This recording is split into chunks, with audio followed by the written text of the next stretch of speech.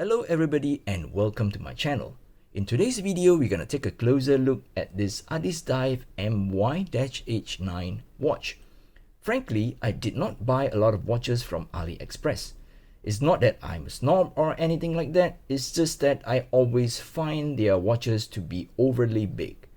For example, a Addiesdive MY-H9 can be as big as 42mm and a Royal Oak MY-H is as big as 46mm.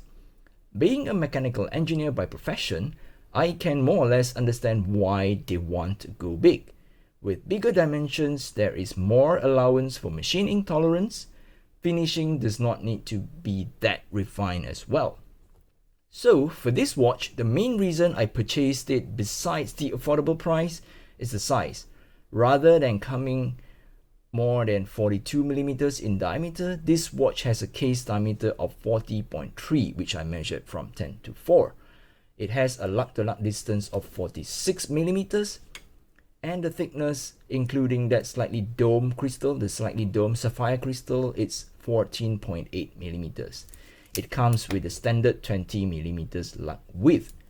Well, 46mm lug-to-lug distance is what I would say the maximum my wrist can tolerate. But unfortunately, the metal bracelet version comes with an effective lug-to-lug that is beyond 50mm. But you can always get it on a leather strap version, or swap this metallic bracelet with an aftermarket strap. Another reason not to buy the bracelet is, I would say, the poor fitting to the case. As you can see, there's I don't know, on mine there is like a big gap, on both sides, and I'm not a fan of high polish mid links. To me, the huge surface area on a bracelet, a huge high polish surface area on a bracelet, they are scratch magnet. Specs wise, this watch is great value for money. It comes with a Seiko NH35 automatic mechanical movement, a sapphire crystal with anti-reflective coating, 316L case, solid links bracelet with solid end links, but it's just a pressed metal clasp. But for the price, I think it's really good value. I think this one, I got it for like around $100 when it's in when there's some sales or promotion going on. The watch also comes with a 200 meters of water resistance. There is a screw down crown for that, and it comes with a ceramic bezel insert that is Lume. The Lume on the dial is not bad as well. It comes with Super Luminova C3. We will do a Lume shot, maybe I'll slot it in between this one at the next section. Alright, so this is how the watch look in the dark with the Lume on. So it has a Lume ceramic bezel insert, and it comes with the C3 Super Luminova Lume, so which is quite nice, and it's greenish in color. Hopefully my handphone camera is not overcompensating the white balance that much, but yeah, it's really nice, and I would say the Lume is pretty decent. There are several YouTubers that have reviewed this watch, and they are calling this a confusing watch. I'm on the fence on that. Well, maybe part of the confusion is how Addiesdive market this watch. It's listed as a pilot's watch, but it comes with a dive time bezel and 200 meters of water resistance. To me, it's perfectly okay for a dive watch to come with numeric hour markers as long as it's legible. I think this watch draws some inspiration from the Tag Heuer Octavia. The Octavia is marketed as an explorer feel or kind of a sports watch that it comes with a dive time bezel, but it's bi-directional. I really fancy the look here. There is also some cue from Omega, maybe on that twisted lug portion, and I think it's overall a nice watch, because all in all, it's not a one-to-one copy or one-to-one photocopy of another watch. I would say at least they put some effort to, in a way, make it more original. The only part that irks me a little is their choice of hands. I don't get the bronze colored hand with a bright white second hand combo. On that second hand, there is no Lume, which makes this not a dive watch. So maybe that's where the confusion is all about.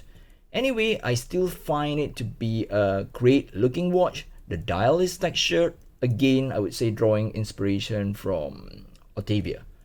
A Fume dial or a gradient dial, which would be even better for this, if they're really like getting inspiration from the Otavia. I think the Otavia comes with a gradient dial. The crown is unsigned, however, but for a price of $100 US, I can forgive them. The case back is also nicely done too. It's just an edged case back, but it's nice to see that fancy or the unique looking logo from Addiesdive. So I would say all in all, this is a great value for money watch. It's not overly big and it comes with a decent spec. And yeah, if you can get past that metallic high polish mid-link bracelet and your wrist is say bigger than mine, I have a 6-inch wrist, then you should be able to pull the watch pretty nice. But I really do not recommend the metallic bracelet. You should rather get the leather version, the leather strap version. So I'm gonna do a wrist shot, and I'm gonna swap out the bracelet with some of the other straps options that I have, so you can make a better judgment whether or not you want to get the metal bracelet. Okay, so this is how the watch look on a bracelet on my 6-inch wrist. So as you can see, there is some overhang from that male end links of the bracelet. Well, in a bit of a rush to put on the bracelet for this review video, I think I messed up. I put it the other way around, so I'm just too lazy to swap it and film the whole video again, because I'll be removing this bracelet from the watch and I will be mostly wearing or 100% wearing the watch on not on this bracelet, definitely not on this bracelet, because of that high polish mid-link, the overhangs, and that poor fitting. So yeah, this is how it looks on my 6-inch or 15.2 centimeters wrist. So I will remove the bracelet and put on some aftermarket straps for you to see, and you have a look and feel of how it the watch match ups with other straps options.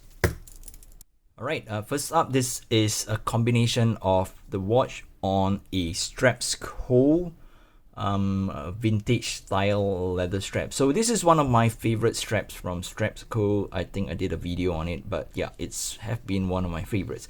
And this combination, this color combination, it is also very similar to the leather strap version that Addiesdive is selling on their AliExpress store. So if you would like to get the leather strap version, yeah, this is more or less how it will look. So let me just put it on the wrist. Okay, remove the gloves a bit. Yep. So yeah, this is how the watch look on this leather strap on my small 15.2 centimeters or 6-inch wrist. Without that bracelet, without the positive end link or the male end links, the watch lug to lug distance, it's still okay. It's still within the width of my wrist, so I think it wears okay. It's not a small watch by any means, but I think it's a contemporary sized watch, and it's kind of good looking on this strap.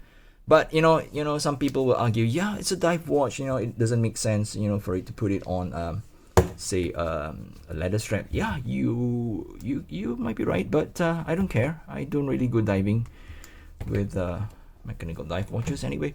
But yeah, you can always put it on like say a rubber strap or a silicone band. This one is from Barton, so it's one of my all black elite silicone band from Barton. Not sure if you can see that. Let's hope it's yeah, it's from Barton. So let's put it on.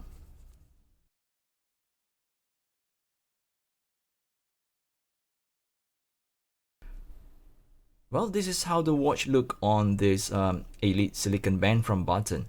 This is a black color band, but I think it will work quite well with different colors as well. Maybe something like that's earthy tones, silicone rubber band, something that has some elements of yellow or orange, something like that. So I think it will work pretty well with a lot of straps. Yeah, I'm wearing this gloves and the lens is all stuck on here. But yep, let's do a quick wrist shot.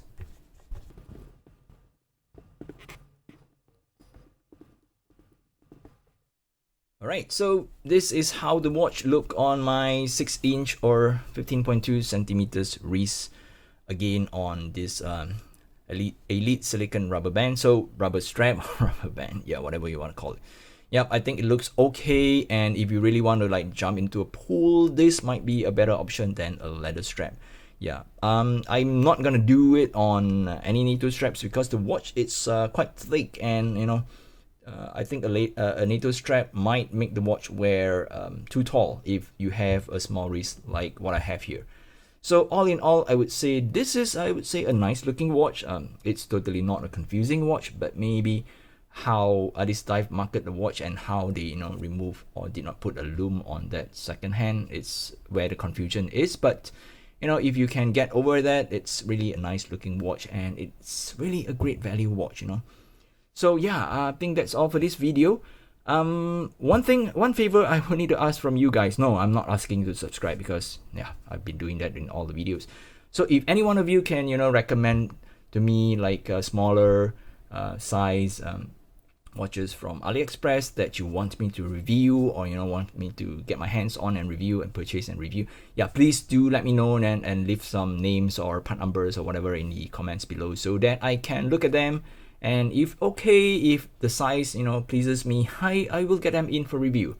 All right, so that's it for this video. Stay safe, and I'll catch you guys in the next video. Bye bye.